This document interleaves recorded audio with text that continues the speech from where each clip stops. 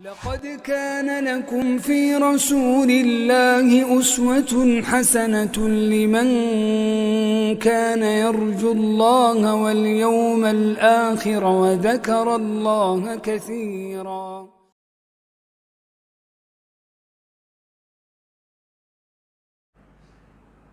برادران اسلام، امت مسلمہ کی پردہ نشین ماں و بہنوں اور نونہالوں، ہم تمام پر اللہ عز و جل نے یہ ایک خاص فضل کیا ہے کہ ہم سیرت النبی صلی اللہ علیہ وسلم کا خوب مطالعہ کریں۔ یہ اللہ عز و جل کے بڑے بڑے احسانوں میں سے ایک احسان ہے کہ ہم نبی کریم صلی اللہ علیہ وسلم کی زندگی کو سمجھنے کی کوشش کریں۔ اس سے پھر یہ ہم پر لازم آئے گا، انکمبنٹ ہم پر یہ ہو جائے گا کہ ہم نبی کریم صلی اللہ علیہ وسلم کی زندگی کو اسی طریقے سے فالو کرنے کی کوشش کریں، آپ کو اپنا رول ماڈل بنا کر اپنی زندگی گزارنے کی کوشش کریں، اور اللہ عز و جل ہمیں اس سب کی توفیق بھی عطا فرمائے، آمین یا رب۔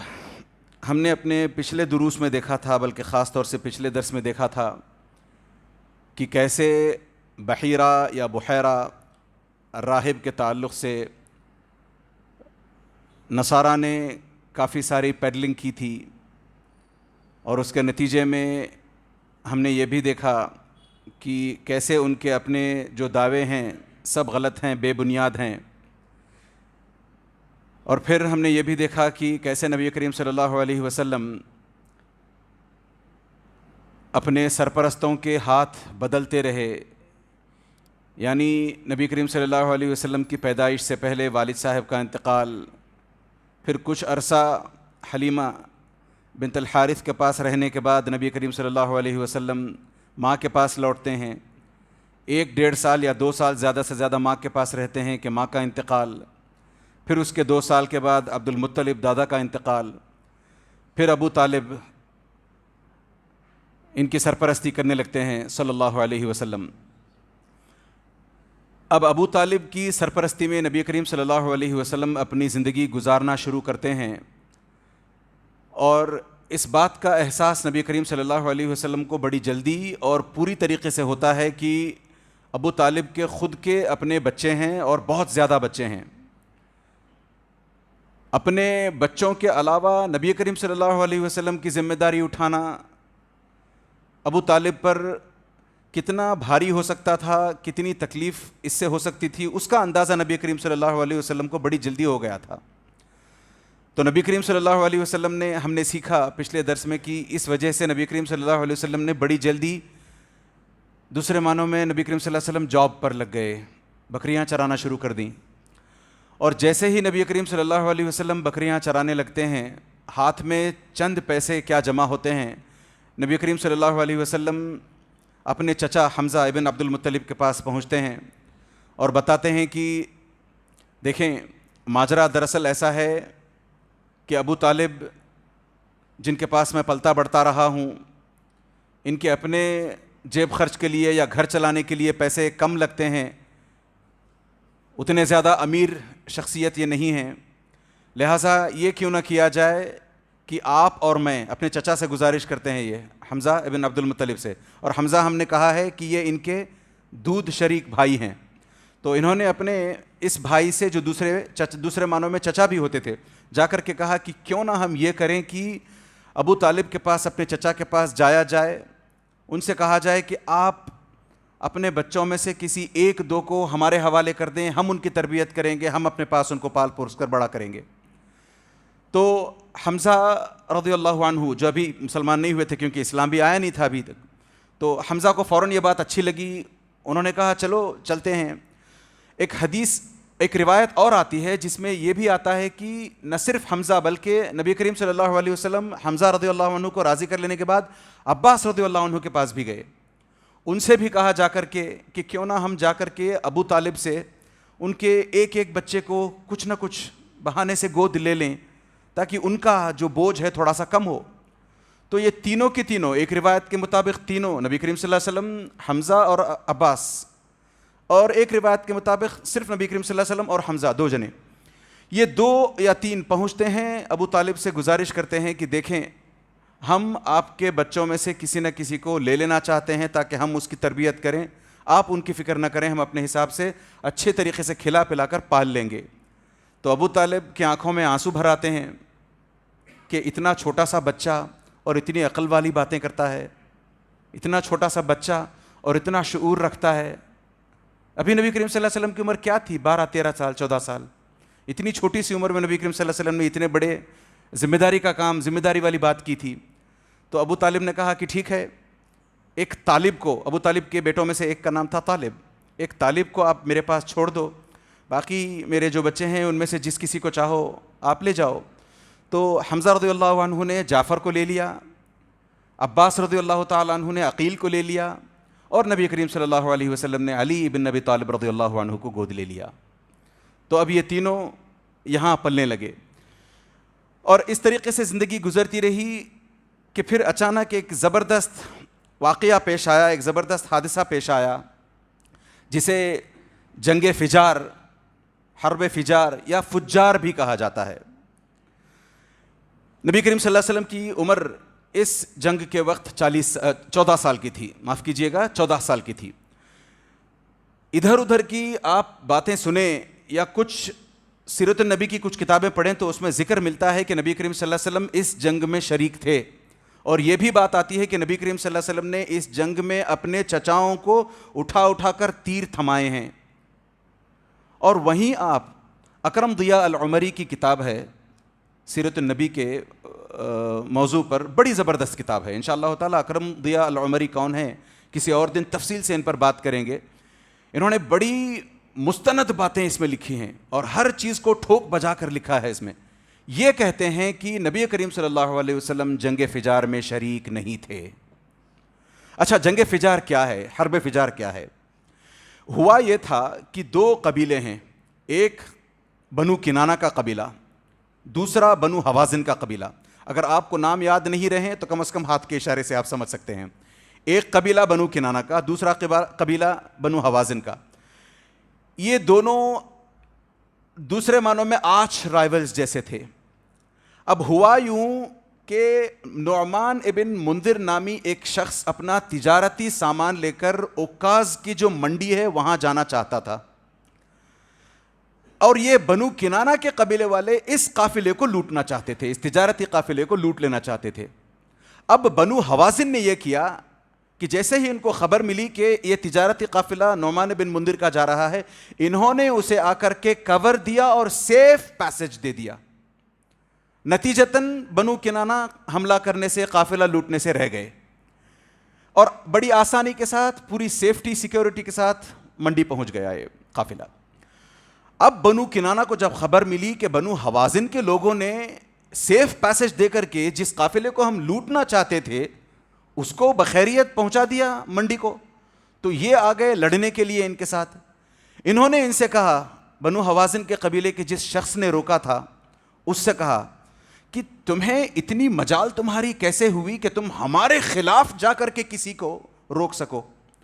تو اور یہ جو بنو حوازن کا جو شخص تھا اس کو بھی بڑا اپنا زور تھا، اس نے کہا تم ساری مخلوق بھی اگر آ جائے اور یہ قبیلہ، یہ قافلہ یہاں سے تجارت کے لیے وہاں جانا چاہے، میں اس کو اپنی طرف سے پوری سیکیورٹی دینے کی کوشش کروں گا، تم ہو۔ تو یہ کہنا تھا کہ یہ بپھر گئے، غصے میں آ گئے۔ اب یہ موقع کی تاک میں رہنے لگے کہ کب ان پر حملہ کیا جائے۔ ایک موقع پا کر کے یہ جس نے کام کیا تھا سیف پیسج والا، اس کو بنو کنانہ کے قبیلے کے ایک شخص نے مار دیا، قتل کر دیا۔ اب جیسے ہی بنو حوازن کے لوگوں کو پتا چلا ہے کہ یہاں ان کے ایک آدمی کا قتل اس قبیلے کے لوگوں نے کیا ہے، تو چیس کرنے کے لیے نکلے، پکڑ کر ان کو تعاقب کریں گے، ان کو ماریں گے کر کے۔ جب یہ نکلے تو ان کو خبر ہوئی تو یہ فوراً حرم کے اندر چلے گئے، دوڑتے دوڑتے حرم کے اندر جانے کی کوشش کی۔ یہ چیس کرتے ہوئے پوری تیزی کے ساتھ انہوں نے کوشش کی اور کچھ لوگوں کو حرم سے پہلے پکڑ بھی لیا، اور باقی کے لوگ حرم کے اندر چلے گئے۔ اس کے بعد بھی کافی عرصے تک، حرم کے اندر جانے کے بعد ہم جانتے ہیں کہ حرم کے اندر کوئی آ جائے تو پناہ پا جاتا ہے، دشمن آپ کا ہو, قاتل آپ کا ہو, تو بھی آپ اسے سیکیورٹی دے دیتے ہو حرم کے اندر, جب تک وہ اس باؤنڈری میں رہے. باہر آ جائے پھر اور بات ہے. تو اب یہ حرم میں چلے گئے, بچ گئے. اس کے بعد بھی جو ہے کافی عرصے تک ان دونوں کے بیچ جنگ چلتی رہی. اب اس جنگ کو جنگ فجار یا فجار کا نام یا فجار کا نام اس لیے دیا گیا کہ انہوں نے دو بڑی غلط کاریاں اس میں کی. ایک تو یہ جنگ ذی قعدہ کے مہینے میں ہوئی, ذی قعدۃ الحرام, حرمت والا مہینہ, ایک تو یہ کام, اور دوسرا حرم کے احاطے میں, حرم کے اندر یہ کام کیا. تو دو حرمتوں والے, دو حرمتوں کو انہوں نے پامال کیا تھا. ایک تو حرمت والا مہینہ, دوسری حرمت والا مقام. یہ جب ہوا تب اس کے نتیجے میں اس کا نام جنگ فجار, جنگ فجار پڑا ہے. اب نبی کریم صلی اللہ علیہ وسلم پھر اس کے تعلق سے کچھ روایات میں باتیں آتی ہیں, جیسے میں نے کہا کہ اس میں نبی کریم صلی اللہ علیہ وسلم کی شرکت رہی, غلط ہے. پھر نبی کریم صلی اللہ علیہ وسلم اس جنگ کے کچھ ہی مہینوں میں, کہا جاتا ہے کہ 4 مہینوں کے بیچ ایک بڑی الائنس وجود میں آئی. حلف کہتے ہیں الائنس کو, جب کچھ لوگ آپس میں الگ الگ قبیلوں سے لے کر کے آپس میں ان کے بڑے بڑے سردار آ جائیں اور ایک ہو جائیں اور کہیں کہ ٹھیک ہے ہم ایک الائنس بناتے ہیں, تو اس کو حلف کہا جاتا ہے. یہ 2 حلفیں ہیں. سب سے پہلے تو حلف المطیبین اور دوسرے ہے حلف الفضول. حلف المطیبین کے تعلق سے نبی کریم صلی اللہ علیہ وسلم کی شمولیت کی بات آتی ہے. کہا جاتا ہے کہ نبی کریم صلی اللہ علیہ وسلم نے حلف المطیبین میں شرکت کی, اور دوسرے کچھ مورخین کہتے ہیں, سیرت پر کتاب لکھنے والے سیرت نگار کہتے ہیں کہ نہیں, نبی کریم صلی اللہ علیہ وسلم نے حلف المطیبین میں شرکت نہیں کی بلکہ حلف الفضول میں شرکت کی. اتنی بات تو پکی ہے, طے ہے کہ نبی کریم صلی اللہ علیہ وسلم نے حلف الفضول میں شرکت کی ہے. رہی بات حلف المطیبین میں شرکت کی, تو اکثر مورخین کا, اکثر سیرت نگاروں کا خیال ہے کہ نبی کریم صلی اللہ علیہ وسلم اس وقت پیدا نہیں ہوئے تھے. حلف المطیبین وہ حلف تھی جو حلف الفضول جنہوں نے لی تھی نا, حلف الفضول کی جو الائنس بنائی تھی, ان کے اپنے ماں باپ داداؤں نے حلف المطیبین بنائی تھی. اچھا, حلف المطیبین کا نام مطیبین, مطیب اس لیے پڑ گیا کہ ان لوگوں کے اندر ایک عادت سی تھی, جب بھی انہیں کوئی جنگ کرنی ہوتی, کوئی معاہدہ کرنا ہوتا, کوئی قسم لینی ہوتی, کوئی حلف اٹھانی ہوتی, تو یہ کٹوری میں یا تو خون وغیرہ بھر کر لاتے اور اس میں اپنی انگلیاں ڈبو کر قسم کھاتے, خون میں انگلیاں ڈبو کر. اور اس مرتبہ یہ ہوا تھا کہ حلف المطیبین کا جب انہوں نے قسم حلف اٹھانے کا عزم کیا تھا, تب انہوں نے عطر سے بھری ہوئی ایک کٹوری لائی, اس کٹوری میں اپنی انگلیاں ڈبوئیں, اس وجہ سے مطیب, طیب, اس سے اس کا نام مطیب پڑا. اب حلف المطیبین میں جیسے میں نے کہا کہ کنٹیسٹڈ ہے یہ, کچھ سیرت نگار کہتے ہیں نبی کریم صلی اللہ علیہ وسلم نے شرکت کی, کچھ اور کہتے ہیں نبی کریم صلی اللہ علیہ وسلم نے شرکت نہیں کی. غض نظر اس سے حلف اصل میں کہتے ہیں کہ 2 آدمیوں کا آپس میں آ کر کے کسی کے خلاف حلف لے لینا, 2 پارٹیز کا, 2 فریقین کا, 2 جماعتوں کا, اس طریقے سے آپس میں آ کر کے تعاون کے لیے حلف اٹھا لینا, تعاون کے لیے قسم کھا لینا, تعاون کے لیے الائنس بنا لینا, یہ حلف کہلاتا ہے. اور جاہلیت میں عام طور پر یوں ہوا کرتا تھا کہ اچھا برا نیک بد ہر کسی کے خلاف یہ حلفیں ہوا کرتی تھیں. اب حلف الفضول اور حلف المطیبین میں یہ ایک خاص بات نکلی کہ لوگوں نے یہ طے کیا کہ ہم ظلم کے خلاف آواز اٹھائیں گے. اس کے پیچھے بھی ایک قصہ ہے. یمن کے ایک علاقے, زبید نام کا ایک علاقہ ہے یمن میں, وہاں سے ایک شخص اپنا تجارتی مال لے کر مکہ پہنچتا ہے تاکہ اس کو بیچ کر کے چند پیسے بنائے. عاص ابن وائل پہنچ جاتے ہیں اس کا سامان خریدنے کے لیے. سامان خرید تو لیتے ہیں مگر پیسے نہیں دیتے.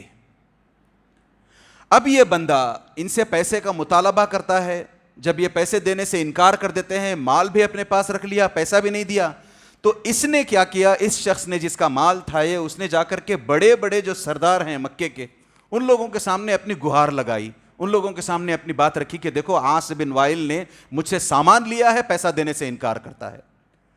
تو بڑے جو لوگ تھے, جو بڑے بڑے سردار تھے, انہوں نے عاص کے خلاف آواز اٹھانے سے اپنے آپ کو پیچھے کر لیا. کہا نہیں, یہ بڑا انفلوئنشل آدمی ہے، عاص بن وائل بڑے انفلوئنشل انسان ہیں، ہم ان کے خلاف کیسے آواز اٹھائیں گے، ہم ان کے خلاف کیسے کھڑے ہو سکتے ہیں؟ نہیں، یہ بڑے ریپیوٹیڈ پرسنالٹیز میں سے ہیں، وہاں کا دبدبہ ان کا اپنا ہے. سب لوگ خاموش رہ گئے کیونکہ اس نے جا کر کے الگ الگ قبیلوں کے سامنے اپنی گہار لگائی تھی، کسی نے آواز میں کسی نے ساتھ نہیں دیا. پھر یہ ہوا کہ ایک پہاڑ ہے جس کا نام ابو قبیس، وہاں اوپر اس پہاڑ پر چڑھ کر کے اس بندے نے خوب اشعار، تیز بلند آواز میں اشعار پڑھے. اس کے اشعار کی گونج یا اس کی گہار سن کر کے زبیر ابن عبد المطلب کو رہا نہ گیا. وہ ماجرا دریافت کرنے کے لیے آئے، پتہ لگانے کے لیے آئے کہ ہوا کیا. بتایا گیا کہ ایسا ایسا ہوا ہے. تو زبیر ابن عبد المطلب نے تب کہا کہ نہیں، ہم اس طریقے سے کسی بندے کو، کسی مسافر کو خاص طور سے مظلوم پا کر خاموش نہیں رہ سکتے، ہمیں اس قسم کے ظلم کے خلاف آواز اٹھانی ہوگی.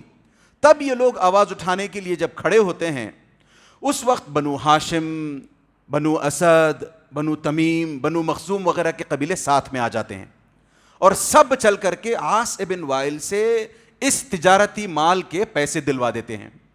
اس کے بعد اس کا نام حلف الفضول پڑا اور اس میں نبی کریم صلی اللہ علیہ وسلم نے بذات خود شرکت کی ہے. بلکہ اگر آپ قاضی سلیمان، بلکہ قاضی سلمان کی، منصور پوری کی سیرت النبی کی کتاب کا مطالعہ کریں تو اس سے اب یہ پتہ چلتا ہے کہ خود نبی کریم صلی اللہ علیہ وسلم نے انیشیٹو لیا تھا کہ ایسا کچھ کریں گے کہ مکے سے بدامنی دور ہو جائے، مکے میں جو مسافر آتے ہیں ان کی حفاظت ہو، مکے میں جو لوگ غریب رہتے ہیں ان کی مدد ہو، اور اگر کسی پر کسی بھی قسم کا ظلم ہو رہا ہو تو ہم اس کے خلاف آواز اٹھائیں. یہ نبی کریم صلی اللہ، کتنی عمر تھی نبی کریم صلی اللہ علیہ وسلم کی؟ 15-17 سال کی عمر، بلکہ 15 سال کی عمر. اتنی چھوٹی سی عمر میں پھر سے اتنے زبردست گن، اتنا شعور، اتنی میچورٹی نبی کریم صلی اللہ علیہ وسلم. یہ یاد سنتے جائیں اس بات کو. میں نے تھوڑی دیر پہلے بھی کہا تھا کہ کتنی چھوٹی عمر میں نبی کریم صلی اللہ علیہ وسلم ابو طالب کے پاس جا کر کے علی بن ابی طالب کو لے آتے ہیں. پھر ایک اور واقعہ یہاں پر چند ہی مہینوں کے اندر پھر نبی کریم صلی اللہ علیہ وسلم خود آگے بڑھ کر کے حلف الفضول جہاں پیش آئی تھی، جس گھر میں پیش آئی تھی، اس بندے کا نام تھا عبداللہ ابن جدعان اور عبداللہ ابن جدعان، دونوں طریقے سے پروننسیشنز ہیں اس کی. یہ بڑا مالدار شخص تھا، اتنا خدمت کا کام کیا ہے، خدمت خلق، سوشل ویلفیئر کا اتنا کام کیا ہے کہ آج اس کی مثال نہیں ملتی. بہت لوگوں کو یہ کھانا پلانا، کھلانا پلانا، دولت، پیسہ لتا دے کر کے بہت کام کیا ہے اس نے. ایک مرتبہ عائشہ رضی اللہ تعالیٰ عنہ پوچھتی ہیں نبی کریم صلی اللہ علیہ وسلم سے، بہت بعد کی بات ہے، نبی کریم صلی اللہ علیہ وسلم کے نبی بن جانے کے بھی کافی عرصے کے بعد، آپ سمجھتے ہوں گے میں عائشہ رضی اللہ عنہ کی بات کر رہا ہوں، جب ان کی شادی ہوئی تھی اس کے بعد کی بات ہے، تو کافی عرصے بعد جب عبداللہ ابن جدعان کا ذکر چھڑا تو عائشہ سے رہا نہیں گیا، اور عائشہ رضی اللہ عنہ نے پوچھا کہ عبداللہ ابن جدعان کے ساتھ ہونا کیا ہے؟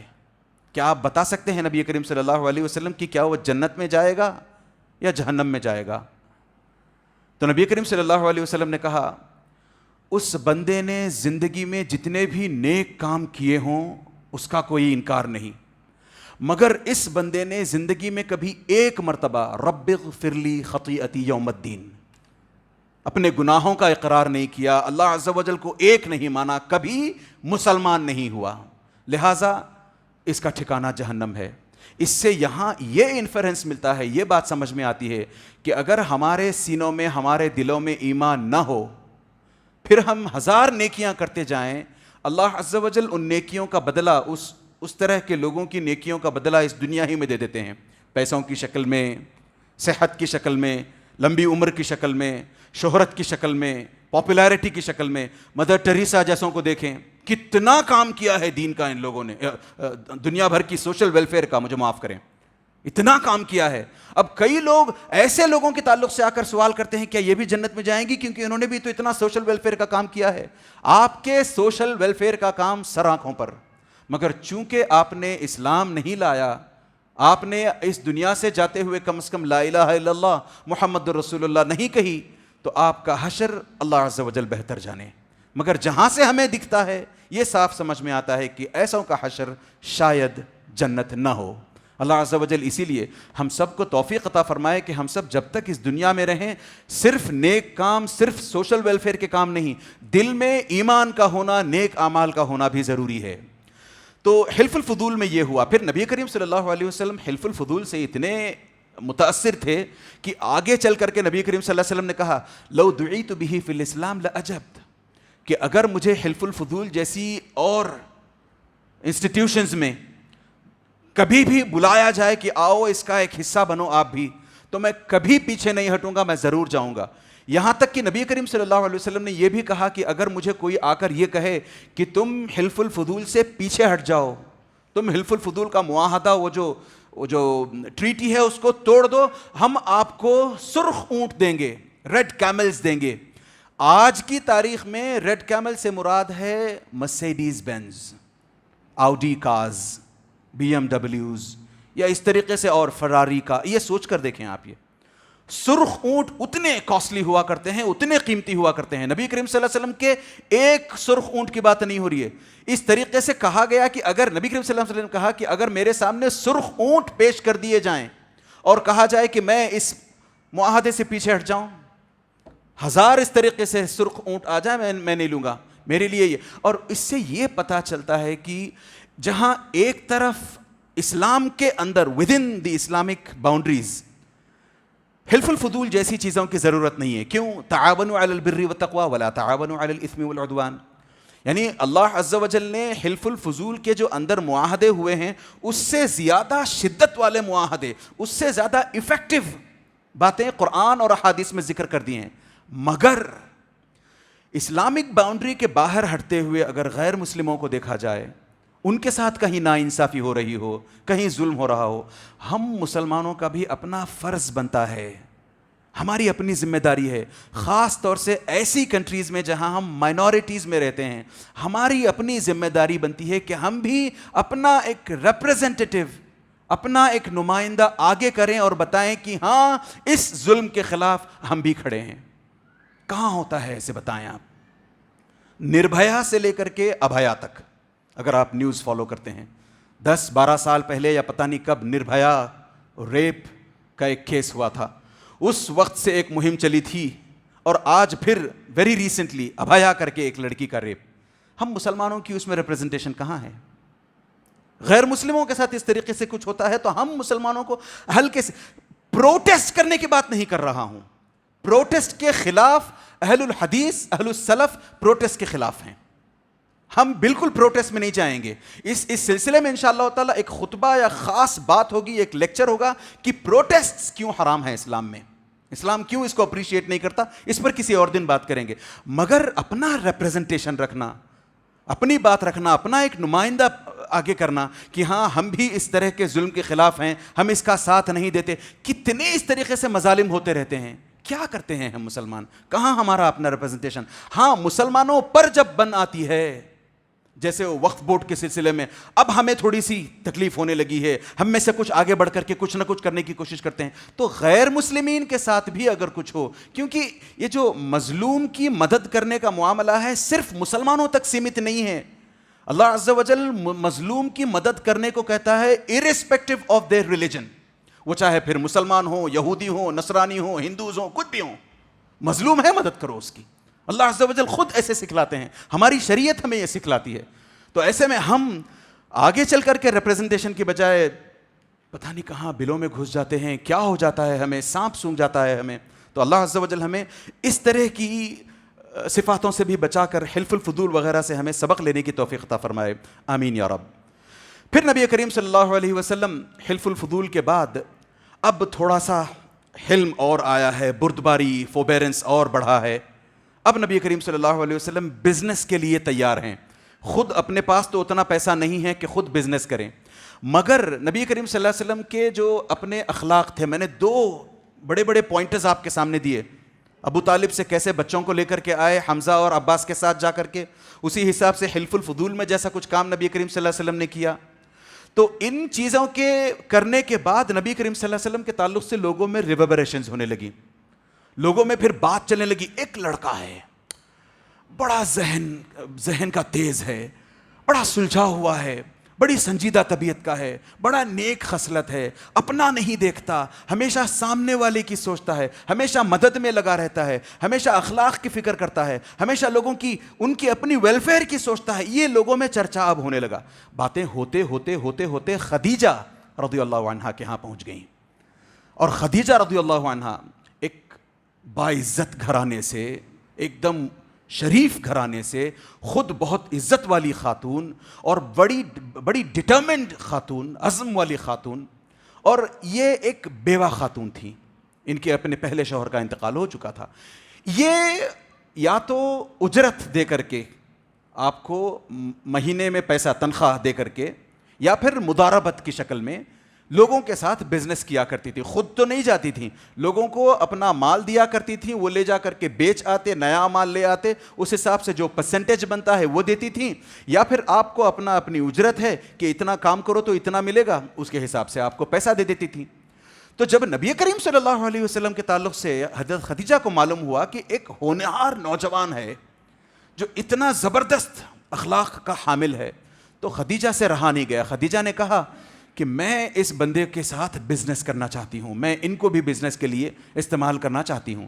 تو نبی کریم صلی اللہ علیہ وسلم تک بات پہنچی. نبی کریم صلی اللہ علیہ وسلم نے کہا ٹھیک ہے. تو خدیجہ نے یہ بھی کہا کہ آپ میرا مال لے کر کے جائیں، جتنا دوسروں کو میں دیتی ہوں اس سے آپ کو زیادہ دوں گی، کیونکہ مجھے آپ کے اخلاق کے تعلق سے معلوم ہوا ہے. دیکھیں کیسے نبی کریم صلی اللہ علیہ وسلم کا ریزیومے بن رہا ہے، کیسے ان کا سی وی بنتا جا رہا ہے. اب نبی کریم صلی اللہ علیہ وسلم میسرہ کے ساتھ، یعنی خدیجہ رضی اللہ عنہ کا اپنا ایک غلام تھا میسرہ، اس کو ساتھ لے کر کے، مال لے کر کے شام کی طرف سفر کر کے نکل چلتے ہیں بزنس ٹرپ کے لیے. نبی کریم صلی اللہ علیہ وسلم جاتے ہیں، راستہ تمام میسرہ نے دوسرے معنوں میں نبی کریم صلی اللہ علیہ وسلم کا ساتھ نہیں، سی سی ٹی وی دوسرے معنوں میں بنا رہا نبی کریم صلی اللہ علیہ وسلم کا. ہر وقت نبی کریم صلی اللہ علیہ وسلم کی ان پر نظر، ارے یہ اتنے اچھے اخلاق کا مالک کیسے ہو سکتا ہے، اتنا اچھا انسان کیسے ہو سکتا ہے، اور مجھے اس انسان کے ساتھ جب رہنے کا موقع ملا ہے تو میں ایسے ہی رہوں گا نہیں، میں ہر پل اس کو آبزرو کروں گا، اس کے ساتھ کچھ نہ کچھ سیکھنے کی کوشش کروں گا. تو یہ نبی کریم صلی اللہ علیہ وسلم کے ساتھ آن دا وے ٹو شام، واپس آتے ہوئے بھی، اور وہاں رہ کر بھی جس طریقے سے بزنس کنڈکٹ کیا ہے نبی کریم صلی اللہ علیہ وسلم نے، جیسے اخلاق نبی کریم صلی اللہ علیہ وسلم نے بزنس کرتے وقت، بیع و شراء کے وقت، خرید و فروخت کرتے وقت دکھلائے، امیزڈ، دنگ رہ گئے میسرہ. تو جیسے ہی واپس میسرہ گھر پہنچتے ہیں، آ کر کے خدیجہ رضی اللہ عنہا سے کہتے ہیں ایبسلیوٹلی آؤٹ اسٹینڈنگ جینٹلمین، ایسا شخص میں نے آج تک نہیں دیکھا. اس میں پھر اور سیرت نگاروں کی اور باتیں آتی ہیں کہ جب نبی کریم صلی اللہ علیہ وسلم کسی جگہ پر کسی درخت کے نیچے بیٹھ گئے جا کر کے، تو کسی نے پوچھا کہ یہ کون صاحب ہیں؟ میسرہ نے کہا محمد نام کے ایک شخص ہیں، ہمارے اپنے گاؤں سے ہیں. اچھا یہ محمد ہیں، کیوں پوچھا آپ نے؟ میں نے اس لیے پوچھا کہ یہ جس درخت کے نیچے آرام کرنے کے لیے رکے ہیں، اس درخت کے نیچے سوائے کسی نبی کے کوئی اور نہیں رکا آج تک. پھر میسرہ نے یہ بھی نوٹس کیا کہ جب جب نبی کریم صلی اللہ علیہ وسلم آگے بڑھتے جاتے ہیں، فرشتے سایہ کر رہے ہیں. یہاں پر پھر اگین کوسچن مارکس ہیں کہ میسرہ کو کیسے فرشتے دکھائی دے گئے؟ فرشتے تو انسانوں کو دکھائی نہیں دیتے. تھوڑے سے کوسچن مارکس ہیں. اس سے غض نظر نبی کریم صلی اللہ علیہ وسلم کے ساتھ جب یہ واپس لوٹتے ہیں، ایک تو خبر دیتے ہیں کہ میں نے ایسا آدمی آج تک نہیں دیکھا، اتنے اخلاق. وَرَفَعْنَا لَكَ ذِكْرَكَ إِنَّكَ لَعَلَىٰ خُلُقٍ عَظِيمٍ، بہترین اخلاق. اسی وجہ سے نبی کریم صلی اللہ علیہ وسلم کے قدموں کو، نبی کریم صلی اللہ علیہ وسلم کے نقش قدم پر ہمیں چلنے کو کہا گیا ہے. اسی وجہ سے ہمیں رول ماڈل بنانے کو کہا گیا نبی کریم صلی اللہ علیہ وسلم کو. ان کی جو 2 پوائنٹ پالیسی بتاؤں میں آپ کو، صرف 2 پوائنٹ پالیسی. ایک آنیسٹی، دوسری انٹیگریٹی. جہاں تک بزنس کا تعلق ہے، یہ 2 شبد آپ کھنگال کر دیکھیں جا کر کے. آنیسٹی کی ڈیفینیشن ڈھونڈیں، میرے پاس وقت نہیں میں تفصیل سے بات کروں. انٹیگریٹی کی ڈیفینیشن ڈھونڈیں. یہ بزنس میں اگر یہ 2 چیزیں ایک انسان کر لے، آنیسٹ رہے، انٹیگرل رہے، اس کا بزنس انشاءاللہ تعالیٰ سکسیسفل رہے گا، کامیاب رہے گا بزنس میں. آج ہم نہ ہمارے اندر آنیسٹی ہے، نہ ہم انٹیگریشن کے ساتھ تعلق سے کچھ سوچتے ہیں، انٹیگریٹی برقرار نہیں ہماری، تو ہمارے بزنسز کہاں سے چلیں گے؟ تو نبی کریم صلی اللہ علیہ وسلم واپس پہنچتے ہیں، مال دیتے ہیں، خریدا ہے مال، بیچا ہے مال، پھر لے کر کے آ کر کے دیا ہے. دیکھا خدیجہ نے کہ اتنا زبردست منافع، اتنا زبردست منافع آج تک کسی نے نہیں دیا مجھے. تو نبی کریم صلی اللہ علیہ وسلم سے خوش ہو کر کے ایک اور سفر پر بھیجا. یہ اکثر کم روایتوں میں ملتا ہے. نبی کریم صلی اللہ علیہ وسلم کی ایک ہی روایت آتی ہے کہ وہ ایک سفر پر گئے, بزنس میں اتنا پروفٹ لا کر کے دکھلایا کہ پھر شادی کی بات ہو گئی, شادی کر لی. 2 سفر کیے ہیں نبی کریم صلی اللہ علیہ وسلم نے, یہ آئے ہیں, پھر مال لیا ہے, پھر آگے بڑھ کر کے گئے ہیں, دوبارہ پھر سے اسی قسم کا پروفٹ لایا ہے. پھر خدیجہ رضی اللہ عنہا نے کہا, اچھا خدیجہ کے بارے میں یہ بتاتا ہوں آپ کو, میں نے کہا کہ وہ بیوہ خاتون تھی, مگر چونکہ مکے کی بڑی مشرف, بڑی باعزت خواتین میں سے تھیں, بہت رسپیکٹیبل خواتین میں سے تھیں, کوئی ان کا نام ایسے ہی لینے سے ڈرتا تھا, اتنی زبردست خاتون تھیں کہ ان خاتون نے, خدیجہ رضی اللہ عنہا نے کئی امیر اچھے لوگوں کے رشتے ٹھکرا دیے تھے. کئی لوگوں نے خواہش کی تھی مکے کے کہ ہم آپ سے شادی کرنا چاہتے ہیں, چونکہ آپ بیوہ ہو چکی ہو, ہم آپ کو اپنے نکاح میں لانا چاہتے ہیں. Sorry, I am not interested. کوئی اور آیا, نہیں میں انٹرسٹڈ نہیں ہوں, نہیں, سب کو ریفیوز کیا تھا. اب خدیجہ رضی اللہ عنہا نبی کریم صلی اللہ علیہ وسلم کے اخلاق سے اتنی متاثر ہوتی ہیں کہ خود اپنی ایک سہیلی نفیسہ کے ہاتھ پیغام بھیجتی ہیں کہ میں نبی کریم صلی اللہ علیہ وسلم سے, یعنی محمد سے شادی کرنا چاہتی ہوں. جیسے ہی نبی کریم صلی اللہ علیہ وسلم کو خبر ملتی ہے, نبی کریم صلی اللہ علیہ وسلم سیدھے اپنے چچا حمزہ کے پاس پہنچتے ہیں. کہتے ہیں کہ نفیسہ آئی تھی, یہ بات بتائی انہوں نے. تو حمزہ رضی اللہ عنہ خدیجہ کے والد خویلد بن اسد کے پاس پہنچتے ہیں اور رشتے کی بات پکی کر دیتے ہیں. دوسری روایتوں میں یہ آیا ہے کہ خود نبی کریم صلی اللہ علیہ وسلم نے آگے بڑھ کر کے خدیجہ سے شادی کی بات کی, یعنی خود پروپوزل خود بھیجا نبی کریم صلی اللہ علیہ وسلم نے. اب تک تو ہم نے یہ سنا نا کہ خدیجہ نے پروپوزل بھیجا تھا. ایک روایت یہ بھی آتی ہے کہ نبی کریم صلی اللہ علیہ وسلم نے پروپوزل بھیجا تھا خدیجہ رضی اللہ عنہا سے شادی کا. تو خیر, نبی کریم صلی اللہ علیہ وسلم کی شادی خدیجہ سے ہو گئی, اور مہر کے طور پر نبی کریم صلی اللہ علیہ وسلم نے 20 جوان اونٹنیاں خدیجہ رضی اللہ عنہا کو دیں. اندازہ کریں کتنا بزنس کیا ہوگا, کتنا پروفٹ کمایا ہوگا کہ 20 اونٹنیاں آئیں, بلکہ زیادہ آئی ہوں گی. کوئی انسان سارے کا سارا تو اٹھا کر نہیں دیتا مہر میں, تو اندازہ کریں کتنا برکتوں والا نبی کریم صلی اللہ علیہ وسلم کا اپنا رزومے بنتا جا رہا تھا. تو نبی کریم صلی اللہ علیہ وسلم یہاں شادی کر لیتے ہیں. شادی کرنے کے بعد خدیجہ رضی اللہ عنہا کے گھر ہی میں رہتے ہیں.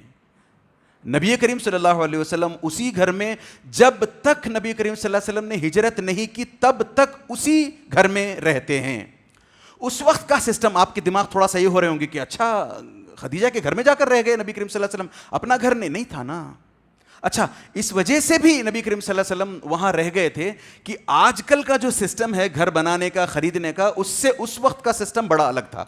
اس وقت یوں تھا کہ بھئی آپ کو اگر کہیں گھر بنانا ہے تو جہاں لوگ پہلے سے اپنے گھر بنا چکے ہیں اس کو چھوڑ کر کے تھوڑا سا پیچھے ہٹو, آپ صاف صفائی کر لو, وہاں اپنے حساب سے گھر بنا لو. کتنا آسان تھا سسٹم. وہ جاؤ پلاٹ خریدو, اس کا ریٹ, پھر بیچ میں سے کوئی بچولیا آئے, وہ کمیشن کھانے والا آئے, اس کا ریٹ بڑا, کچھ نہیں تھا وہاں پر.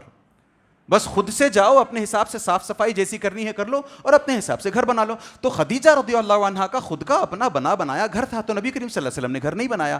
وہ جب تک خود نبی کریم صلی اللہ علیہ وسلم ہجرت کر کے نہیں گئے ہیں مدینہ تب تک وہیں رہے. ان کے ہجرت کر کے چلے جانے کے بعد عقیل بن ابی طالب, نام سنا ہوگا آپ نے, کچھ ہی دیر پہلے آیا تھا, عباس رضی اللہ تعالیٰ نے گود لیا تھا انہیں, وہ اس گھر کو اپنے پاس رکھ لیتے ہیں. پھر معاویہ کے دور میں اس گھر کو وہاں سے ان سے بھی لے کر کے خرید کر کے مسجد بنا دی جاتی ہے. یہ باتیں اس سلسلے میں آتی ہیں. تو خیر, نبی کریم صلی اللہ علیہ وسلم شادی کے بعد وہیں رہے, اپنی زندگی گزارتے رہے. اور پھر جس طریقے سے آج کی شادیاں ہوتی ہیں اور جس طریقے سے نبی کریم صلی اللہ علیہ وسلم کی یا نبی کریم صلی اللہ علیہ وسلم کے دور میں شادیاں ہوا کرتی ہیں, ایک بات آتی ہے. نبی کریم صلی اللہ علیہ وسلم نے کہا ہے خود, اذا جاءکم من ترضون دینہ وخلقہ, کہ اگر تمہارے پاس کوئی ایسا رشتہ آ جائے جس کے دین سے اور جس کے اخلاق سے تم راضی ہو. کسی لڑکے کا رشتہ, لڑکی کے رشتے کے تعلق سے ہم جانتے ہیں تنکح المرأۃ لاربعہ, لمالہا ولجمالہا ولحسبہا ولنسبہا ولدینہا. ٹھیک, 4 چیزیں عورت کے نکاح میں دیکھی جاتی ہیں. ان 4 میں سے نبی کریم صلی اللہ علیہ وسلم نے کہا فظفر بذات الدین, دین کو آپ ترجیح دو, دین کو پریفر کرو. نبی کریم صلی اللہ علیہ وسلم نے عورت کے تعلق سے کہا. مرد کے تعلق سے کیا بات آئی ہے؟ اذا جاءکم من ترضون دینہ وخلقہ, اگر کسی کا دین اور اخلاق 2 چیزیں آپ کو اچھی لگیں, آپ کو بھا جائیں, آج بتائیں کون ان 2 چیزوں کو دیکھ کر کے کسی سے نکاح کرنے کو تیار ہوتا ہے؟ سب سے پہلے بینک بیلنس، کس کمپنی میں کام کرتے ہو، کس بزنس کو، کون سا بزنس چلاتے ہو، آپ کا ٹرن اوور کیا ہے، آپ کی سیلری کے فگرز کتنے ہیں، کیا کیا دیکھتے ہیں ہم لوگ. اسی وجہ سے نبی کریم صلی اللہ علیہ وسلم نے آگے فرمایا اس حدیث میں جس کو میں نے ابھی آپ کے سامنے اس کا پہلا ٹکڑا پڑھا، اذا جاءکم من ترضون دینہ وخلقہ. تو آگے نبی کریم صلی اللہ علیہ وسلم کہتے ہیں اگر یہ تم نہیں کرتے ہو الا تفعلوه تکن فی الارض فساد فتنة فی الارض وفساد عریض، او کما قال نبی. زبردست فتنے واقع ہوں گے اور فساد ہونے لگیں گے. آج خود ہم اپنے گریبانوں میں جھانک کر دیکھیں، اپنے آپ سے سوال کریں، کیا آج مسلمانوں نے فتنوں کو گھیر کر نہیں رکھا ہے، یا مسلمانوں کو فتنوں نے گھیر کر نہیں رکھا ہے؟ کس کی شادی ہے جو بڑے اچھے سے ہو جاتی ہے؟ کس کی شادی ہے جو سنت نبی صلی اللہ علیہ وسلم پر ہوتی ہے؟ کس کی شادی ہوتی ہے جو سچ مچ اسلامی شعائر پر ہوتی ہے؟ اور نبی کریم صلی اللہ علیہ وسلم کا اپنا رزومے دیکھیں، میں نے کہا نا، صادق اور امین، یہ دو نام نبی کریم صلی اللہ علیہ وسلم کو ملے ہوئے تھے. ان دو ناموں نے نبی کریم صلی اللہ علیہ وسلم کے تعلق سے اتنی اچھی امیج بنوائی کہ نبی کریم صلی اللہ علیہ وسلم سے لوگ کبھی محمد کر کے مخاطب نہیں ہوتے تھے. جب بھی بولتے یہ دیکھو صادق آ رہا ہے، یہ دیکھو امین آ رہا ہے. کیا آج ہم اپنے کردار کو بدل کر ویسے صادق نہیں، نہ صحیح، ناممکن ہے بننا ویسا؟ کچھ تو کوشش ہو ہماری، کچھ تو کوشش ہو ہماری، ورنہ پھر سیرت النبی سننے کا، سیرت النبی کے اس طرح کے جلسوں میں بیٹھنے کا فائدہ کیا رہا؟ تو اللہ عز و جل سے دعا کریں کہ اللہ عز و جل ہمیں توفیق عطا فرمائے کہ ہم خوب دروس حاصل کریں نبی کریم صلی اللہ علیہ وسلم کی زندگی سے. تو نبی کریم صلی اللہ علیہ وسلم اس طریقے سے شادی کر کے وہیں رہنے لگتے ہیں. اب یہ دیکھیں کہ نبی کریم صلی اللہ علیہ وسلم سے جتنے بھی بچے پیدا ہوئے ہیں سوائے ابراہیم کے، باقی 6 کے 6 بچے خدیجہ رضی اللہ عنہا سے ہوئے ہیں. ایک بات یہاں میں آپ کو سائنٹیفکلی بتا دوں، چھوٹے بچے اپنے کانوں میں انگلیاں ڈال لیں کیونکہ بات سائنٹیفک ہے، بڑوں کے لیے ہے. عام طور پر، ویری گڈ، عام طور پر آتا ہے کہ خدیجہ رضی اللہ عنہا کی عمر جب نبی کریم صلی اللہ علیہ وسلم سے ان کی شادی ہوئی 40 سال تھی. 40 سال کی کوئی عورت ہو، اس کے بعد اس کے 6 بچے ہوں، کیسے لگتا ہے؟ عورت کا اپنا ایک وقت بھی تو آتا ہے، مینوپوز ایک وقت بھی تو آتا ہے، 45 کے آس پاس، 44 کے آس پاس، 46 کے آس پاس زیادہ سے زیادہ. تو یہ کیسے ممکن ہو گیا کہ نبی کریم صلی اللہ علیہ وسلم کی اہلیہ ام المؤمنین خدیجہ رضی اللہ عنہا 40 سال کی ہیں اور پھر بھی 6 بچے ہو گئے؟ اسی وجہ سے ایک روایت آتی ہے کہ اصل میں نبی کریم صلی اللہ علیہ وسلم کی جس وقت شادی خدیجہ سے ہوئی تھی اس وقت ان کی عمر 28 سال تھی. آؤٹ چلے گا. ابھی نبی کریم صلی اللہ علیہ وسلم کی عمر خدیجہ رضی اللہ عنہا سے جب شادی ہوئی تھی تو خدیجہ کی عمر 28 ایئرز، 28 سال تھی. اب کامن سینس، ہاں 28 سال ہے، قاسم پیدا ہوئے ہیں، ابراہیم پیدا ہوئے ہیں، زینب پیدا ہوئی ہیں، ام کلثوم پیدا ہوئی ہیں، رقیہ پیدا ہوئی ہیں، فاطمہ پیدا ہوئی ہیں، سب کے سب سمجھ میں آتا ہے. ہاں 2 سال کا، 1 سال کا، 3 سال کا گیپ دو، آپ سمجھ میں آتا ہے. تو یہ جو اڑائی جاتی ہیں باتیں عام طور پر اس پر ایک کوسچن مارک ہے، ثابت کہیں سے نہیں ہے یہ. اب اللہ کا کرنا ایسا ہوا کہ نبی کریم صلی اللہ علیہ وسلم ہی کی زندگی میں سوائے فاطمہ کے سب کی موت ہو جاتی ہے رضی اللہ عنہ، سب کی موت ہو جاتی ہے. اور خاص طور سے 2 مرد جو بچے ہیں ان کے لڑکے، قاسم اور عبداللہ، ابراہیم نہیں، قاسم اور عبداللہ. ابراہیم ہوئے ہیں ماریا قبطیہ سے جو مصر سے آئی تھی، اسی مناسبت سے نبی کریم صلی اللہ علیہ وسلم نے ان کا نام، ان سے جو بچہ ہوا اس کا نام ابراہیم رکھا. وہ کہاں سے آئی تھی؟ ایجپٹ سے، مصر سے. نبی کریم صلی اللہ علیہ وسلم ابراہیم کے اپنے اس مقام سے، ٹھیک ہے، فلسطین وغیرہ سے. تو اس حساب سے یہ جو بچے ہیں باقی کے 6 قاسم ہیں، اور اسی وجہ سے نبی کریم صلی اللہ علیہ وسلم کا ایک اپنا نام کیا ہے؟ ابو القاسم. نبی کریم صلی اللہ علیہ وسلم کی کنیت ابو القاسم، قاسم کی طرف سے. تو قاسم کا بھی انتقال چھوٹی عمر میں، عبداللہ کا انتقال بھی چھوٹی عمر میں، ہاں آگے چل کر کے ابراہیم کا بھی انتقال چھوٹی عمر میں، تمام کا انتقال ہو جاتا ہے چھوٹی عمر میں. لڑکیوں کا انتقال نبی کریم صلی اللہ علیہ وسلم کے نبی بننے کے بعد، رسول بنا کر بھیجے جانے کے بعد، عرصے بعد ہوتا ہے. اور ایک ہیں فاطمہ جن کا انتقال نبی کریم صلی اللہ علیہ وسلم کی اپنی وفات کے بعد ہوتا ہے. پھر اس طریقے سے نبی کریم صلی اللہ علیہ وسلم اپنی زندگی گزارتے جاتے ہیں، اور ایک موقع آئے گا انشاءاللہ تعالی ہم اس پر بھی بات کریں گے کہ نبی کریم صلی اللہ علیہ وسلم نے 11 شادیاں کیوں کی. اس سے پہلے اب نہیں بات کریں گے ہم اس پر، کسی اور دن بات کریں گے. اس سے پہلے ایک بولڈ بات آپ سن کر کے جائیں کہ جب تک خدیجہ رضی اللہ تعالی عنہا زندہ تھیں، باحیات تھیں، نبی کریم صلی اللہ علیہ وسلم نے کوئی دوسری شادی نہیں کی. اور خدیجہ رضی اللہ عنہا کب تک زندہ تھیں؟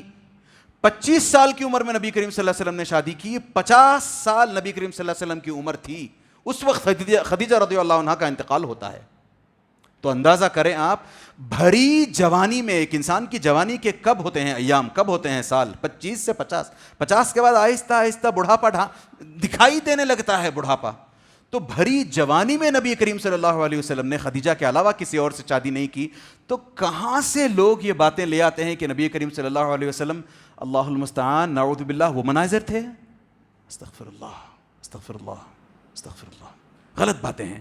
تو ہم اگر یہ جانیں گے کہ کیوں نبی کریم صلی اللہ علیہ وسلم نے اس طرح زیادہ شادیاں کی اور کب تک نہیں کی شادی، جب بھری جوانی تھی تب تک شادی نہیں کی، بعد میں جو شادیاں کی ان کے پیچھے کی حکمتیں اگر سمجھیں گے تو ہم کل کے دن اگر ہم کالجز جاتے ہیں، بزنسز کرتے ہیں، غیروں کے ساتھ ہمارا اٹھنا بیٹھنا ہوتا ہے، غیر کچھ بولتے ہیں، الزام لگاتے ہیں، تو ڈیفینڈ کرنے کے قابل ہوں گے ہم.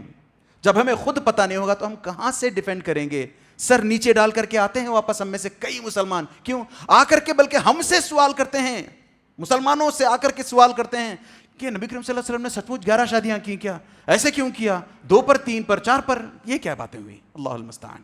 تو اس طریقے سے نبی کریم صلی اللہ علیہ وسلم کی زندگی چلی جا رہی تھی. 2 باتیں انشاءاللہ تعالیٰ پھر ختم. اب آگے نبی کریم صلی اللہ علیہ وسلم کی عمر لگ بھگ 35 سال کی جب ہو رہی ہوتی ہے، تب کعبے کو دوبارہ نئے سرے سے بنانے کی تجویز آتی ہے. قریش آپس میں مل کر فیصلہ کرتے ہیں کہ دیکھو کعبے کی دیواریں ایسا لگتا ہے کہ اب یا تب میں گر جائیں گی.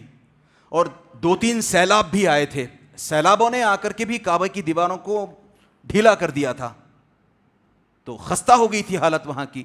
اور اس کے علاوہ اس وقت کعبے کی چھت نہیں تھی. کعبے کی چھت کے نہ ہونے کی وجہ سے جو لوگ آ کر کے اس طریقے سے ڈونیٹ کر کر کے جاتے ہیں، سونا وغیرہ وہ کعبے کے اندر رکھا ہوتا تھا. تو چوروں نے موقع پا کر کے اوپر سے اندر جا کر کے کعبے کا خزانہ چوری کر لیا تھا. تو لوگوں کو اب تشویش ہونے لگی کہ اس طرح چھوڑا جائے تو پھر کعبہ منہدم بھی ہو سکتا ہے، گر بھی سکتا ہے. دیواریں اتنی خستہ ہیں کہ 2 اور بارشیں ہوئی، 2 اور سیلاب آ گئے تو پھر گر جائے گا کعبہ.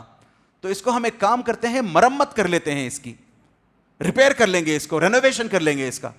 پھر کسی نے کہا نہیں، رینوویشن سے کام نہیں چلے گا، اتنی بوسیدہ دیواریں ہیں کہ آپ رینوویشن کا کام کرو گے ہو سکتا ہے پھر دوبارہ گر پڑے کعبہ. تو ایک کام کرتے ہیں، کعبے کو پوری طریقے سے مسمار کیا جائے، گرا دیا جائے، بلڈوز کیا جائے، پھر نئے سرے سے اس کو تعمیر کیا جائے. 2 باتیں یہاں پر ضرور سننے والی ہیں.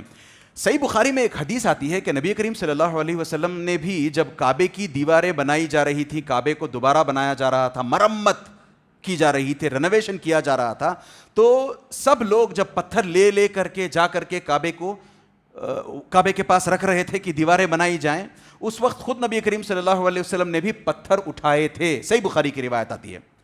پتھر اٹھاتے ہوئے یہاں نبی کریم صلی اللہ علیہ وسلم کو جب تکلیف ہونے لگی، کاندھے پر پتھر رکھ کر لے جانے لگے، تو عباس رضی اللہ تعالیٰ عنہ نے کہا کہ ایک کام کرو بیٹا، اپنا جو تہبند ہے لنگی وہ جو ہے اس کو نکال لو، اٹھا کر کے کاندھے پر رکھ لو تاکہ تمہارا کاندھا چھلے نہ. تو اس حساب سے جیسے ہی اٹھا کر رکھنے کی کوشش کی، نبی کریم صلی اللہ علیہ وسلم بے ہوش ہو گئے. فوراً نبی کریم صلی اللہ علیہ وسلم نے کہا ارینی ازاری، میری چادر، میری ازار کہاں ہے، لاؤ. تو نبی کریم صلی اللہ علیہ وسلم کی چادر لائی گئی، لپیٹا گیا، پھر اٹھ کر کے نبی کریم صلی اللہ علیہ وسلم کھڑے ہوئے. یہ واقعہ نبی کریم صلی اللہ علیہ وسلم کا اس وقت پیش نہیں آیا ہے، یہ بتانا چاہ رہا ہوں میں. اب جب کعبے کی تعمیر ہو رہی ہے، وہ نئے سرے سے بلڈوز کر کے ریکنسٹرکشن ہو رہا ہے.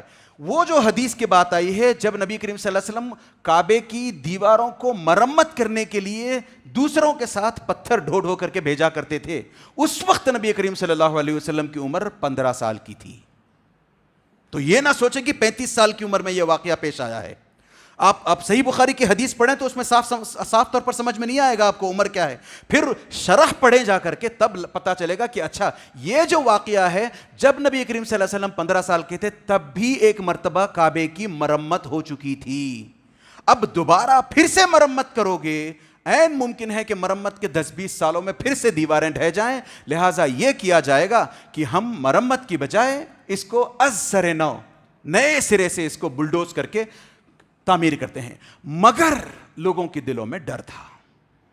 کعبے کو ہاتھ لگانا, کعبے کی دیوار کو توڑنا, خاص طور سے اصحاب الفیل کے واقعے کے بعد ابرہا نے جو کچھ کرنے کی کوشش کی, کعبہ ڈھانے کی اس نے کوشش کی, اس کے ساتھ جو ہوا اس کو دیکھ کر کے نا بابا ہم تو ہاتھ لگانے والے نہیں ہیں, سب کے سب پیچھے ہٹ گئے.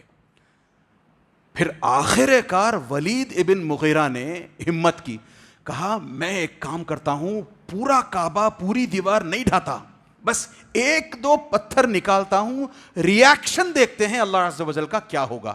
اگر اللہ عز و جل ناراض ہیں تو ٹھیک ہے ہم ریپیئر ورک کر دیں گے, اگر اللہ عز و جل ناراض نہیں ہیں تو ہم اس کو نئے سرے سے دوبارہ بنانے کی کوشش کریں گے. یہ بول کر کے ولید بن مغیرہ نے کلہاڑی لی, ایک پتھر پر ہتھوڑا مارا, ایک پتھر نکالا, رکھ کر کے بس واپس آ کے وہ آرام کرنے لگا. لوگوں نے بھی کہا صبح تک رک جاؤ, کل صبح اگر ولید ابن مغیرہ صحیح سلامت جاگ کر کے واپس آتا ہے, اس کو کچھ نہیں ہوتا, تب ہم کعبے کو دوبارہ بنانے کی کوشش کریں گے. کیا ولید ابن مغیرہ صبح دوسرے دن صحیح سلامت واپس آتا ہے؟ انشاءاللہ تعالی اگلے درس میں بات کریں گے اس پر. جزاکم اللہ خیرہ. اللہ عز و جل سے دعا کریں کہ اللہ عز و جل ہمیں سیرت النبی کو سچ مچ صحیح معنوں میں پڑھتے ہوئے, سمجھتے ہوئے عمل درآمد کرنے کی کوشش کرے, ہمیں ایک با عمل مسلمان بنائے, سیرت النبی کے چپے چپے سے ہمیں دروس اخذ کرنے کے اللہ عز و جل توفیق عطا فرمائے. آمین. وصلی اللہ علی نبینا محمد وعلی آلہ وصحبہ اجمعین. السلام علیکم ورحمۃ اللہ وبرکاتہ.